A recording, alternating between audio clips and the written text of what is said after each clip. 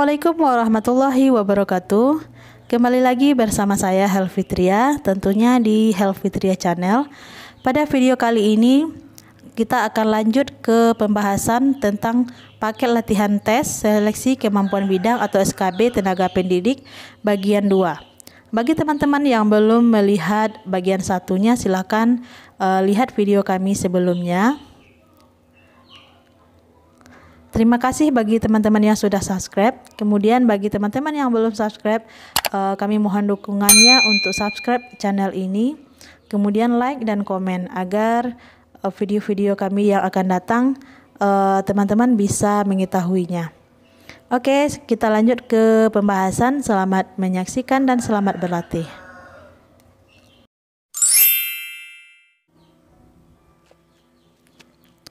Pemahaman suatu simbol merupakan salah satu kesulitan belajar yang sering ditemukan pada siswa. Hal tersebut dapat teridentifikasi melalui pengerjaan soal. A. 6 kurang 2 sama dengan titik-titik. B. 3 ditambah 4 sama dengan titik-titik. C. 9 kurang 6 sama dengan titik-titik. D. 8 kurang titik-titik sama dengan titik-titik. E. 4 ditambah 5 sama dengan titik-titik.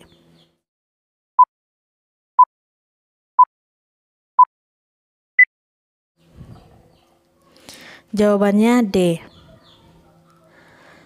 Pembahasan, kesulitan belajar matematika sering disebut dengan istilah diskalkulia. Menurut Lerner dalam Mulyono, karakteristik kesulitan belajar matematika meliputi beberapa hal, yaitu 1. Gangguan dalam hubungan keruangan. 2. Abnormalitas persepsi visual. 3. Asosiasi visual motor. 4. Perseverasi. 5. Kesulitan mengenal dan memahami simbol. 6. Gangguan penghayatan tubuh. 7. Kesulitan dalam bahasa badan membaca. Dan 8. Performance EQ lebih rendah daripada skor verbal EQ. Menurut Lerner dalam Mulyono, terdapat beberapa kekeliruan umum yang sering dilakukan oleh anak yang berkesulitan belajar matematika, yakni kekurangan pemahaman tentang 1. Simbol. 2. Nilai tempat. 3. Perhitungan. 4. Penggunaan proses yang keliru. Dan 5. Tulisan yang tidak terbaca. Contoh kesulitan yang sering muncul pada siswa yang belum memahami simbol sama dengan kurang, tambah. Akan mendapat kesulitan ketika mengerjakan butir soal 8 dikurang titik-titik sama dengan titik-titik, atau titik-titik ditambah 2 sama dengan 8, atau titik-titik dikurang 3 sama dengan 5, atau 7 ditambah titik-titik sama dengan 10. Soal nomor 17. Berikut ini karakteristik anak yang mengalami kesulitan belajar matematika yang sering dialami oleh siswa usia sekolah dasar, kecuali A. Adanya gangguan hubungan keruangan. B. Asosiasi visual motor. C. Kesulitan dalam bahasa dan membaca. D. Gangguan mengenal dan memahami simbol. E. Performance EQ lebih tinggi dari skor verbal EQ.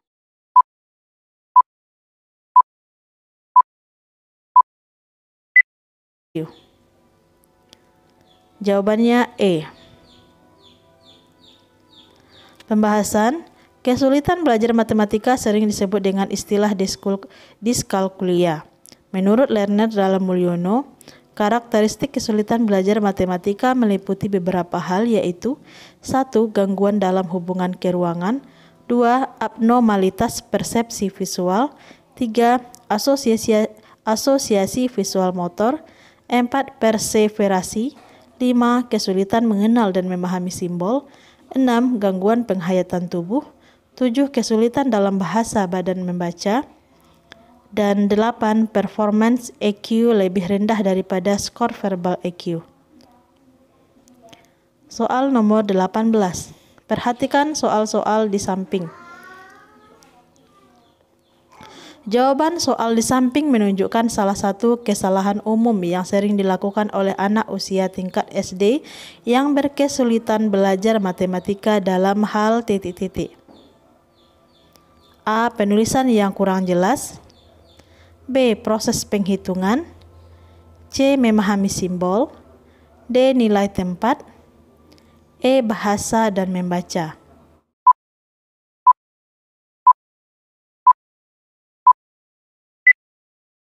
Jawabannya C. Pembahasan. Kesulitan belajar matematika disebut juga dengan istilah diskalkulia. Menurut Lerner dalam Mulyono, terdapat beberapa kekeliruan umum yang sering dilakukan oleh anak berkesulitan belajar matematika, yakni kekurangan pemahaman tentang 1. Simbol, 2. Nilai tempat, 3. Perhitungan, 4. Penggunaan proses yang keliru, dan 5. Tulisan yang tidak terbaca berdasarkan soal-soal dan jawaban di samping ini.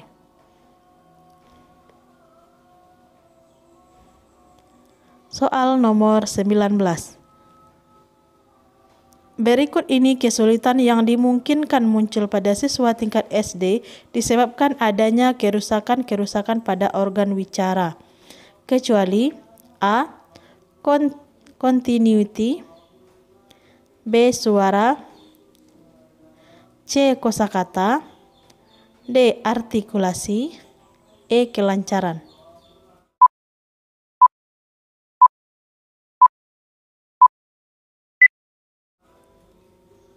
Jawaban C. Pembahasan. Bahasa merupakan suatu sistem komunikasi yang terintegrasi, mencakup ujaran, ekspresi bahasa dalam bentuk wicara, membaca, dan menulis. Wicara merupakan bentuk penyampaian bahasa dengan menggunakan organ wicara. Ada 3 komponen wicara, yaitu 1. Artikulasi, 2. Suara, 3. Kelancaran. Adanya kerusakan pada organ wicara yang terkait dengan salah satu atau lebih komponen tersebut dapat menimbulkan kesulitan wicara. Soal nomor 20. Salah satu contoh kesulitan belajar bahasa asing termasuk dalam kekurangan kemampuan kognitif adalah titik-titik. A. Membaca kembali kalimat-kalimat dalam paragraf. B. Menangkap makna secara penuh. C. Mengingat kembali kata-kata. D. Membandingkan informasi yang diterima. E. Merumuskan alternatif pemecahan masalah.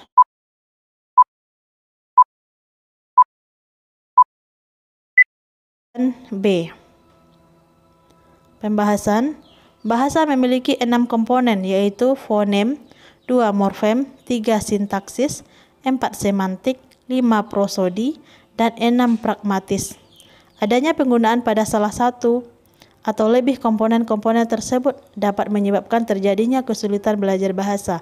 Menurut Lavin dalam Mulyono, ada beberapa penyebab kesulitan belajar bahasa antara lain yaitu 1. Kekurangan kognitif, 2. Kekurangan dalam memori, 3. Kekurangan kemampuan melakukan evaluasi, 4. Kekurangan kemampuan memproduksi bahasa, dan 5. Kekurangan dalam pragmatik atau penggunaan fungsional bahasa.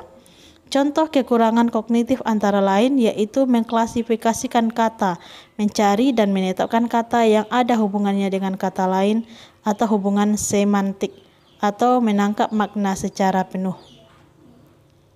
Soal nomor 21. Belajar menurut Bell Gradler adalah proses manusia untuk memperoleh kemampuan, keterampilan, serta sikap yang dilakukan secara bertahap dan berkelanjutan. Proses belajar ini berlangsung titik-titik. A. Pada saat seseorang sedang bersekolah. B. Dari sejak bayi sampai tua. C. Pada waktu siswa sudah siap. D. Pada waktu seseorang sedang belajar. E. Pada saat seseorang sudah bisa mandiri.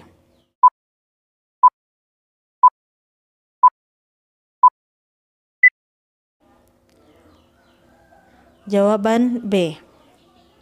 Pembahasan. Proses belajar yang dialami manusia berlangsung sepanjang hayat. Jadi, proses pembelajaran dimulai sejak lahir sampai tua. Soal nomor 22. Seorang anak yang terbiasa disuapi oleh ibunya, pada waktu ibunya meninggal dunia, anak ini tidak mau makan. Kondisi ini disebut extinction extinction atau penghilangan yang dikenal dalam teori titik-titik? A. Classical conditioning dari Pavlov. B. Kondektionisme dan Thorndike. C.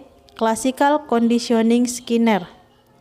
D. Behaviorism dari Watson. E. Operant conditioning dari Skinner.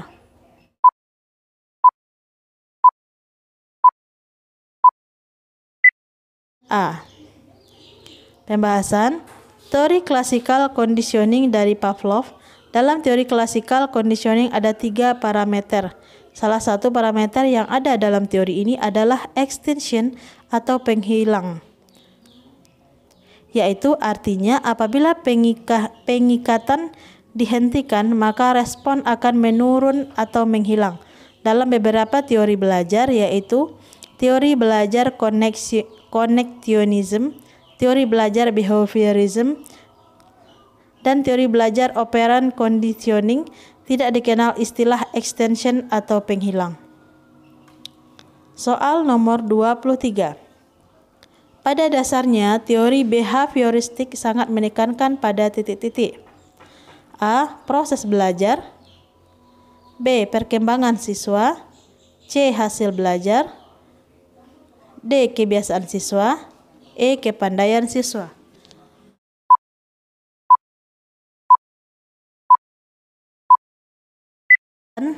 Teori belajar behavioristik menekankan pada perkembangan siswa, karena dalam teori behavioristik lebih mementingkan pada perubahan perilaku siswa. Soal nomor 24. Proses lupa pada diri seseorang menurut Guthrie terjadi secara titik-titik. A. Tiba-tiba. B. Tidak terkendali. C. Bertahap. D. Terkendali. E. Sepanjang masa.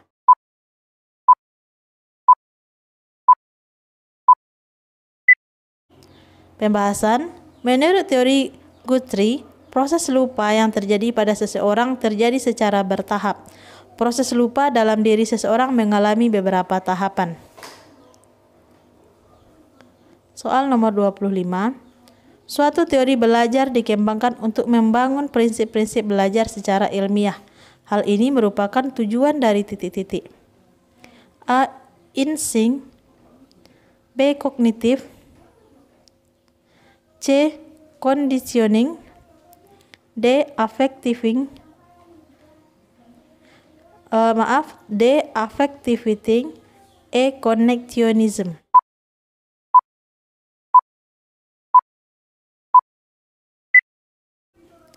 Pembahasan. Dalam teori kognitif merupakan salah satu teori yang dikembangkan untuk membangun prinsip-prinsip belajar siswa secara ilmiah. Hal ini disebabkan karena dengan membangun prinsip-prinsip belajarnya secara ilmiah, maka akan dihasilkan suatu prosedur yang dapat diterapkan dalam kelas untuk mendapatkan hasil yang produktif. Soal nomor 26. Teori belajar kognitif mempunyai perbedaan yang mendasar dengan teori belajar conditioning (SR).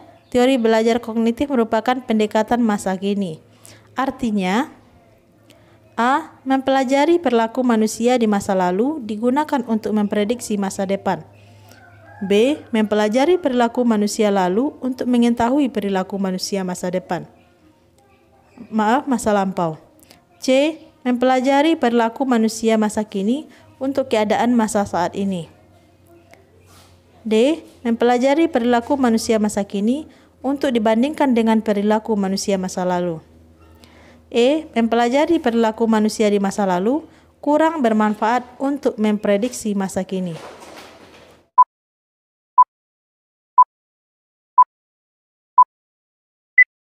C. Pembahasan. Teori belajar kognitif mempunyai perbedaan yang mendasar dengan teori belajar conditioning (SR). Teori belajar kognitif menggunakan pendekatan masa kini.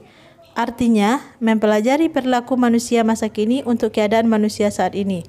Karena pendekatan masa kini merupakan salah satu pendekatan dalam teori belajar kognitif. Soal nomor 27. Penerapan teori belajar Bronner dalam pembelajarannya.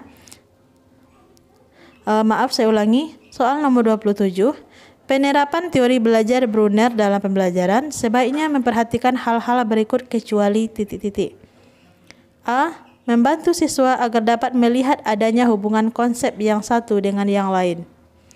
B. Memberikan pertanyaan yang memungkinkan siswa untuk mencari jawabannya.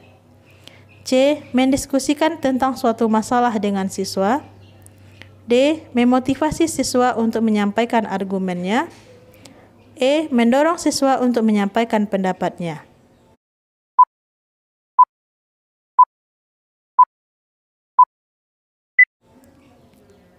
Jawaban C.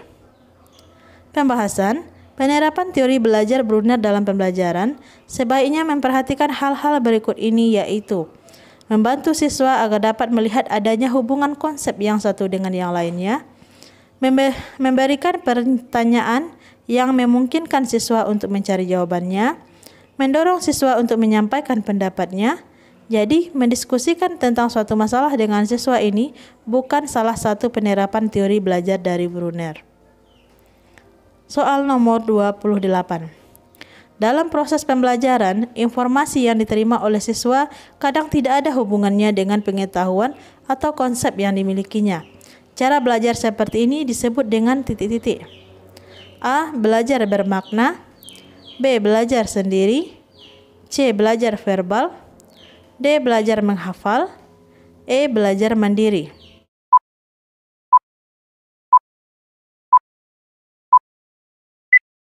D. Pembahasan. Dalam proses pembelajaran, informasi yang diterima oleh siswa kadang tidak ada hubungannya dengan pengetahuan atau konsep yang dimilikinya.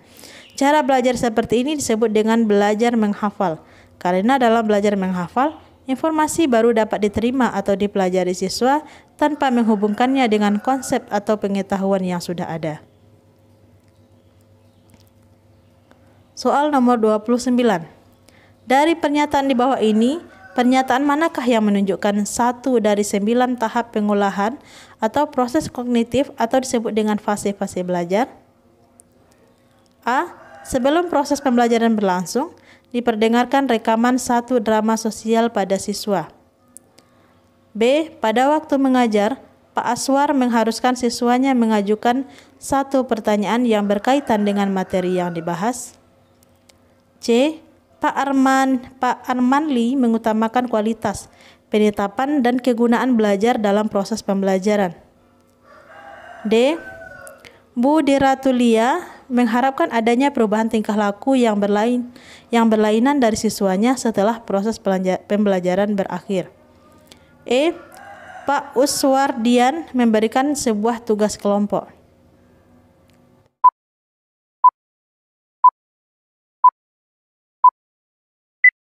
Jawaban B. Pembahasan. Pernyataan yang menunjukkan 1 dari 9 tahap pengolahan atau proses kognitif atau disebut dengan fase-fase belajar adalah sebuah proses-proses pembelajaran berlangsung. Diperdengarkan rekaman satu drama sosial kepada siswa. Langkah ini adalah salah satu langkah untuk menarik perhatian siswa pada awal kegiatan pembelajaran. Soal nomor 30. Salah satu faktor yang mempengaruhi perkembangan intelektual adalah akuilibrium. Yang dimaksud dengan akuilibrium adalah titik-titik. A. Pengaruh sosial.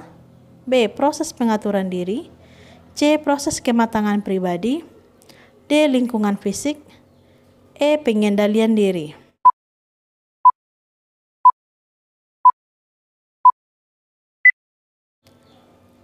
Pembahasan. Salah satu faktor yang mempengaruhi perkembangan intelektual adalah akuilibrium. Yang dimaksud bedanya akuilibrium adalah proses pengaturan diri. Karena manusia membutuhkan pengaturan diri. Karena manusia membutuhkan pengaturan diri agar dapat bertumbuh, berkembang, dan berubah sementara untuk menjadi lebih seimbang.